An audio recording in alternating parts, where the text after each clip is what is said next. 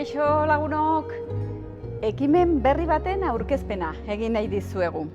Buktegi plataforma digitala eta Nafar Ateneoa elkarrekin ari dira lanean, Heptamerona izeneko lana formatu digitaleko 7 liburukitan argitara emateko.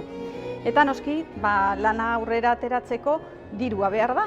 Horregatik ari dira antolatzen crowdfunding bat eta zure laguntza behar dugu. Albreteko Joana Erregina ezaguna egiten zaigu, besteak beste 16. mendean Joanes Leizarragari itunberria euskaratzeko enkargua egin ziolako.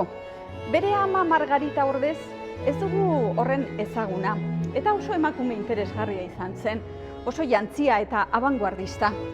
Idazlea zen eta idatzitako liburuen artean Heptamerona dugu. Liburu hori sortu zen konfinamendu batean.